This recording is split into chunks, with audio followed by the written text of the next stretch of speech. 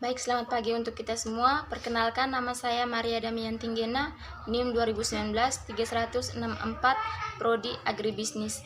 Di sini saya dari kelompok 7. Saya akan menjelaskan tentang tata niaga pertanian. Tata niaga pertanian merupakan keragaan dari semua aktivitas bisnis dalam mengalirkan barang atau jasa dari petani produsen hingga ke konsumen akhir. Tata niaga pertanian memiliki fungsi-fungsi sebagai berikut. 1. Fungsi pertukaran. Fungsi pertukaran meliputi kegiatan yang menyangkut mengalirkan hak pemilik dari kegiatan tata niaga. Fungsi pertukaran meliputi fungsi pembelian dan fungsi penjualan. 2. Fungsi fisik. Fungsi fisik menciptakan kegunaan waktu, tempat, dan bentuk produk-produk yang dipasarkan. Fungsi fisik meliputi pengangkutan, penyimpanan, dan pengolahan. 3. Fungsi penunjang. Fungsi penunjang adalah kegiatan-kegiatan yang membantu memperlancar proses tata niaga. Fungsi penunjang meliputi standarisasi dan gradasi, penyimpanan atau pembelanjaan, penanggung risiko, serta pengumpulan. Sekian dan terima kasih. Perkenalkan, saya Fredrik Harmis Bulu, NIM 2019-3154. Di sini saya akan menjelaskan tentang tujuan tata niaga. Yang pertama yaitu studi tentang alokasi, distribusi, dan pemanfaatan sumber daya yang digunakan bersama dengan komoditas yang diproduksi. Yang kedua yaitu memahami ekonomi pembangunan termasuk transaksi. Yang ketiga, agar sebagian besar populasi yang bergantung pada pertanian untuk penghidupannya memahami pertanian dan pembangunan pertanian serta ekonominya secara baik. Yang keempat yaitu agar dapat mengetahui bagaimana menghasilkan surplus makanan. Yang kelima, agar hasil pertanian menjadi lebih baik, produktif, dan investigasi yang tepat dalam sistem irigasi, penelitian, pupuk, insektisida, herbisida, dan sebagainya. Yang keenam yaitu agar sektor pertanian dapat meningkatkan dari sisi produksi, produktivitas, dan dapat berlangsung secara berkelanjutan. Sekian dari saya, terima kasih. Perkenalkan, nama saya Aprilianti Silvi. Di sini saya akan menjelaskan tentang manfaat tata niaga.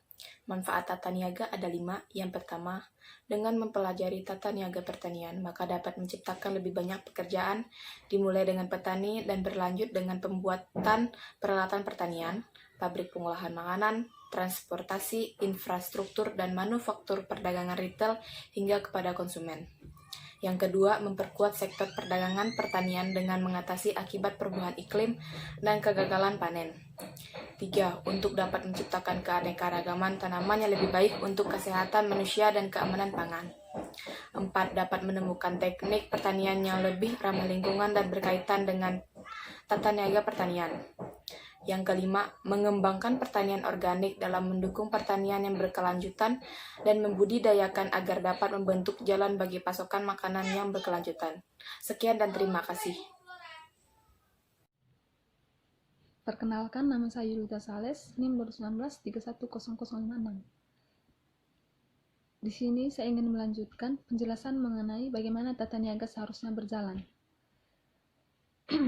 Tata niaga dipelajari dengan maksud agar dapat meningkatkan hubungan antar pemangku kepentingan dan mengamankan pendapat produsen. Kondisi yang kerap terjadi adalah sebagai berikut. Yang pertama, petani bekerja dengan cara sederhana atau manual dengan menggunakan benih seadanya.